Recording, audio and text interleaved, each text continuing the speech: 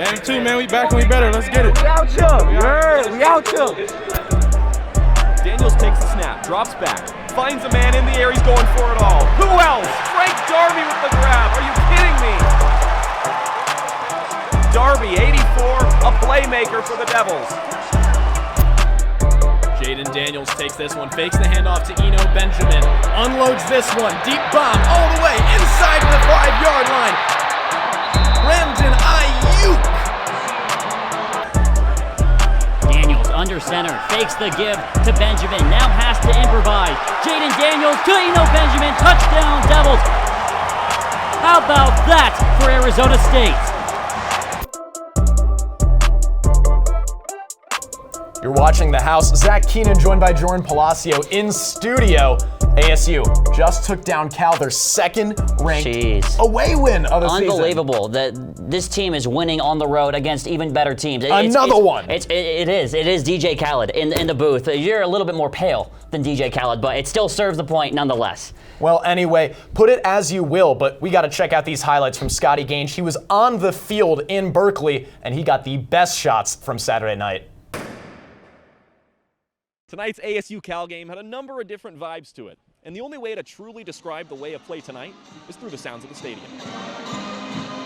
Memorial Stadium in Berkeley, California, home of the number 15 ranked California Golden Bears and host of Jaden Daniels and the Arizona State Sun Devils for some Friday night football in the Bay, and it's time to ball. So why don't we start fast? Here's Jaden Daniels to Ricky Pearsall, 38 yards and one of 8 receivers on the day to catch a pass from Daniels as he finished with 174 yards through the air as the Devils struck first. Eno Benjamin closed out an 8-play, 80-yard drive, and we're not even close to the end of his day as the Devils took advantage early with this barreling touchdown by Eno Benjamin. And for the men in maroon and gold, everything is going all right. Arizona State got off to an early start, and we're not happy about it, but we're not panicking.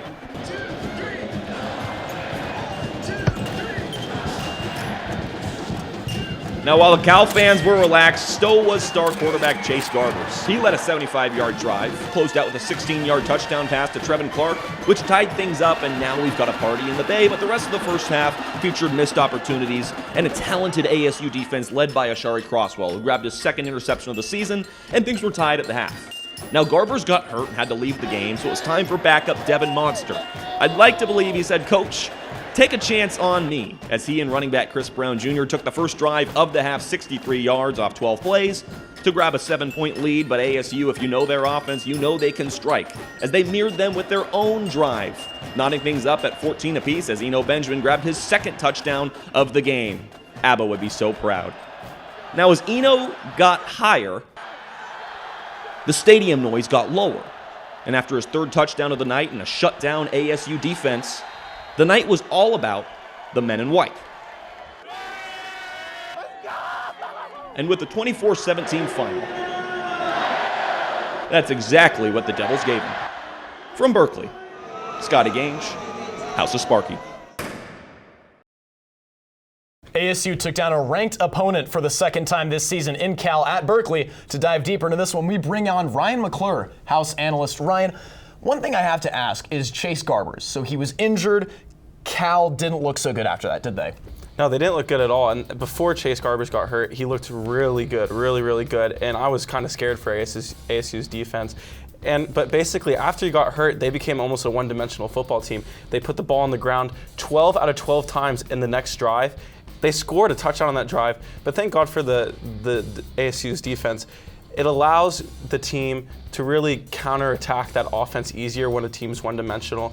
The backup that came in for Garbers, he really didn't have that great of a day. He came in, he only completed less than 5 passes and had less than 60 yards passing. So they became extremely one-dimensional, and that allowed ASU's defense, to really attack the offense and become the primary attacker in the game. Well, even so, you talk about how ASU's defense, they had a better opportunity, but did they capitalize on that? Herm Edwards in his presser this past Monday talked all about how ASU needs to work on getting to the quarterback faster. Did they capitalize on having a monster in at QB?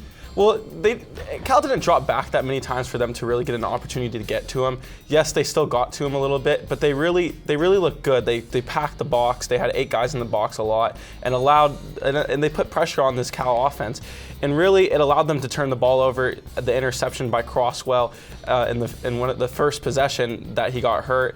And so basically, it allowed ASU's defense to come in and take control of this game, and allows Eno Benjamin and allows the offense to really do what they want. When you have control of the game on the defensive side of the ball, it allows you to do what you want on offense. And that was a big plus for this team. Eno Benjamin comes in, has a great game. And that is, honestly, you may not really look towards the correlation between the offense and the defense, but it actually was extremely correlated. When the ASU's defense is that attacking, that in control of the game, it allows you to do whatever you want on offense. Well, even so, Herm Edwards came out again in his presser this week, and he talked about how they put up 24 points. It's good, but it's not great. He's aiming for a more elite benchmark. He's, I think, threw out the number 35 as an average. How does ASU get there? And Eno already had 3 rushing touchdowns.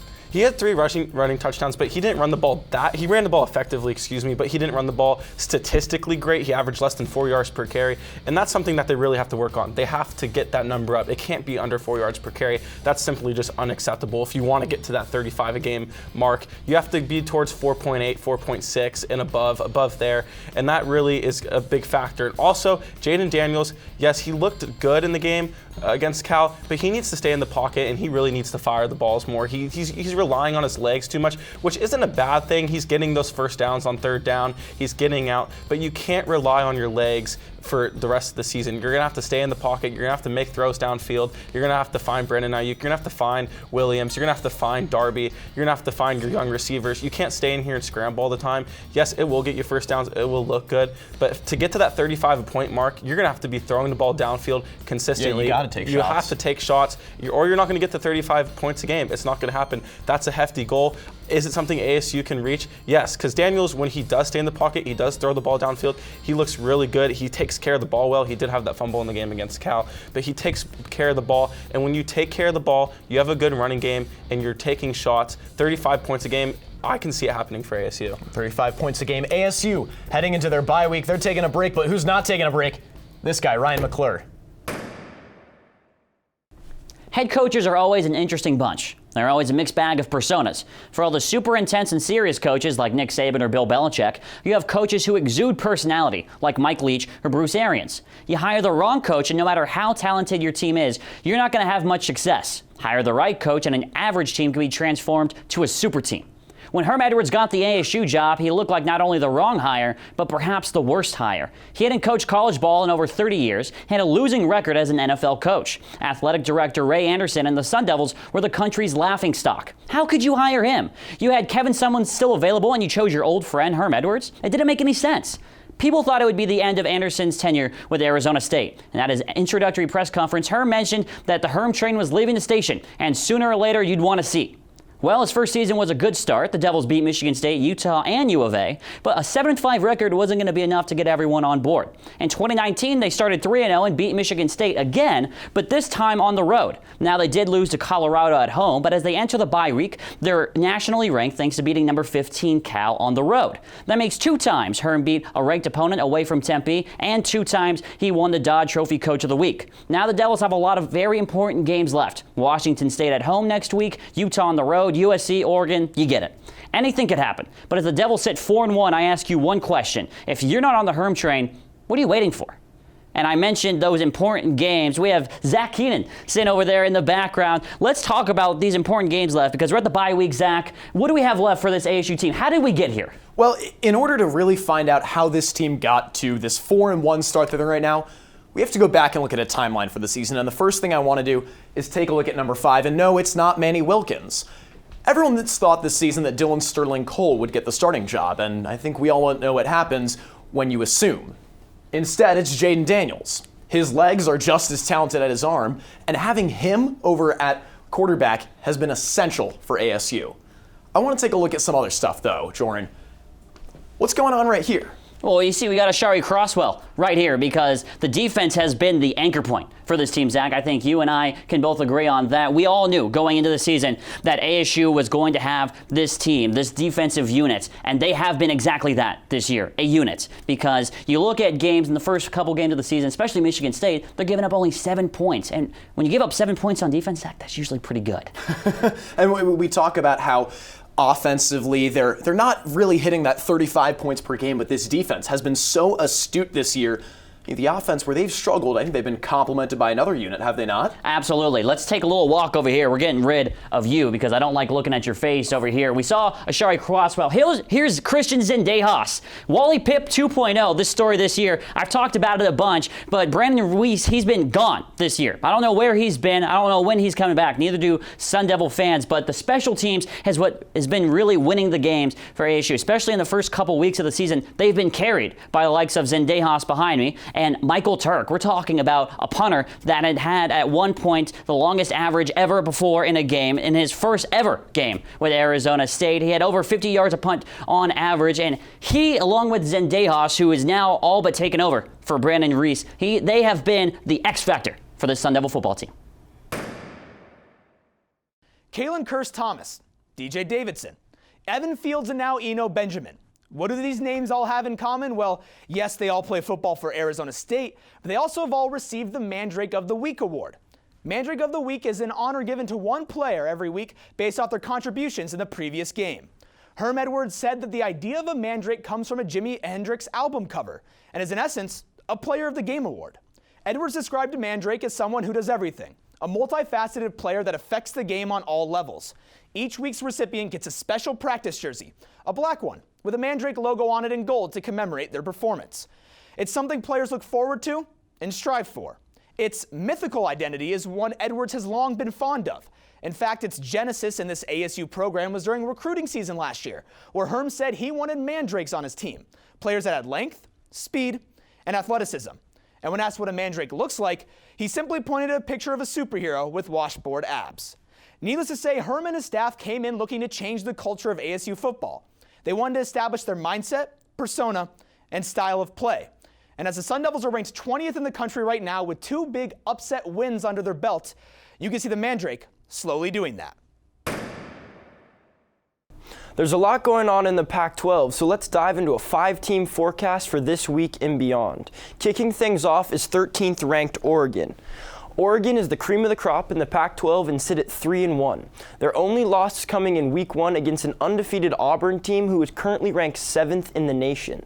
This week they face Cal, who is fresh off a loss to ASU. Cal suffered an even bigger loss when starting quarterback Chase Garbers went down with a shoulder injury.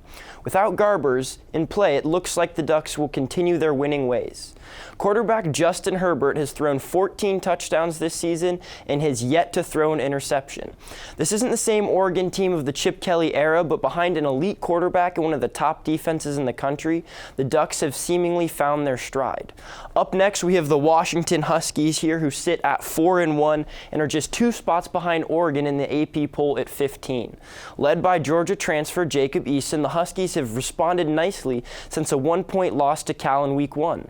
They've been a perennial contender in the Pac-12 over the last few seasons, and 2019 appears to be no different.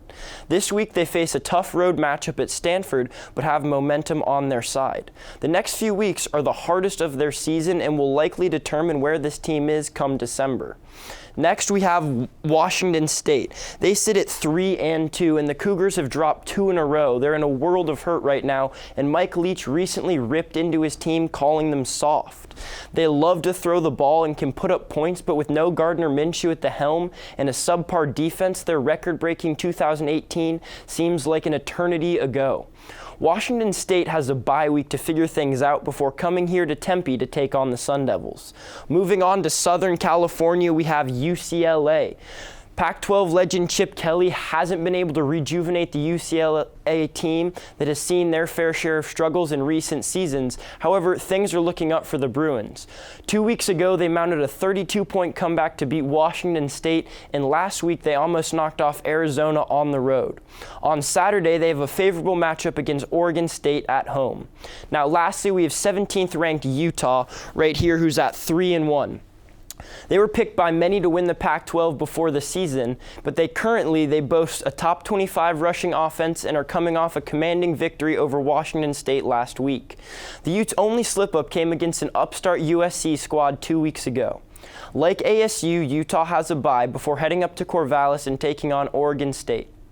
I didn't really talk about weather in this forecast, but we did talk some football, and that's this week's 5-team football forecast. The first 3 games of ASU's season only had 2 rushing touchdowns, while giving up a total of 10 sacks. In the last 2 games, Eno Benjamin has 5 touchdowns, and Jaden Daniels has only been sacked 3 times. The difference has been one word: continuity. The offensive line was once the focus of what was wrong with the team, but it is steadily becoming what is right. The chemistry of the group has been improving since week 3, and in that game, Cole Cabral was put back to center, where he was last week Pac-12 Offensive Lineman of the Week.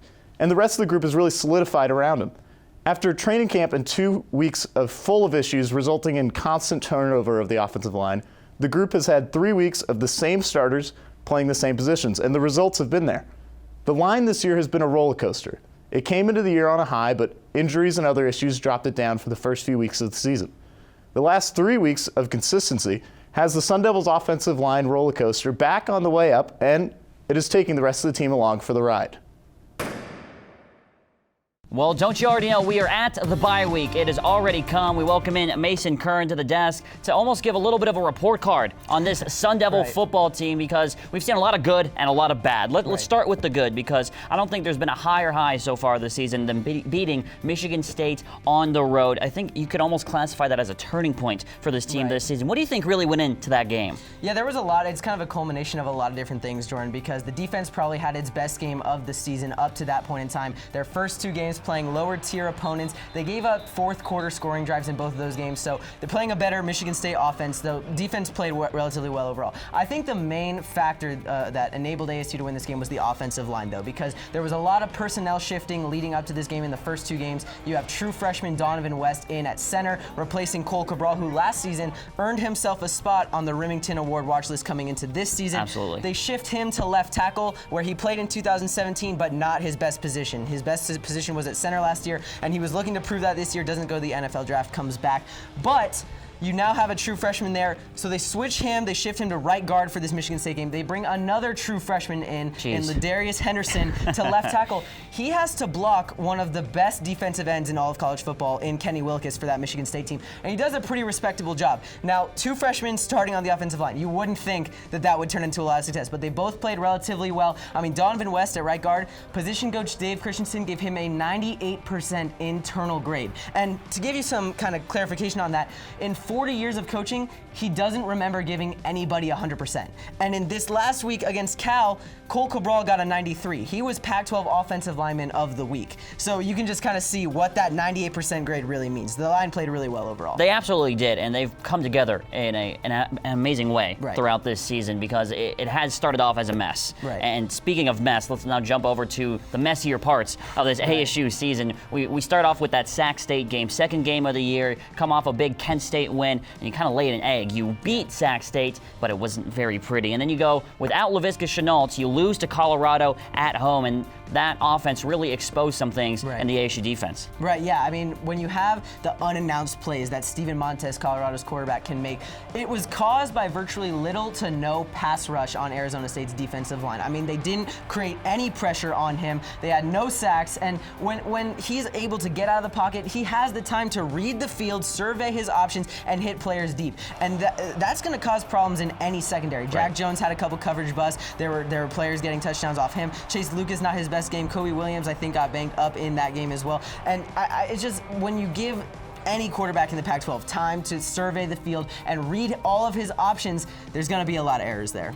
And there definitely were. So now we focus on what's next for the Sun Devils. There's a lot of big games still coming up. You have Utah, you have U of A, obviously. What do you have your eye most on as we approach the home stretch of the season? not looking really at the offensive line just because, okay, now they have their kind of set rotation, they have their set starting lineup, but you look back to your secondary and it's like, okay, well, if we're getting busted up in coverage, we need our defensive line to create pressure on the quarterback. Danny Gonzalez has said we're going to try and put some blitz packages in. We might just rush 11 guys. You know what? We might just rush all of them. Right. We need to create some pressure on the quarterback. It's going to be really important for this defense to find an identity. And I think if they can do that, this Arizona State team is going to cause problems this year. They definitely, and speaking of finding your identity, how about you? Mason Kern, appreciate you. Hey, thank you. Stepping in on the house. Cancer. It steals the breath out of the lively and steals our loved ones from us. Shannon Foreman was lucky enough to not have that happen to him. He recently shared on his Twitter account that his aunt is a 15-year survivor of breast cancer. She's still alive, and in her honor, he shaved his head for the entire month of October. You'll see I'm wearing this pink tie and pink pocket square as we enter and finish up the first week of October. There's a picture of me out there. I'll share it with you all, regrettably so, but I did the same thing that Shannon Foreman did. I did it for an organization, and it creeps me out. I'm gonna level with you real quick. In 2006 or 2007, my grandmother was diagnosed with breast cancer. She was able to get out of it and go back into remission after a brief bout with it.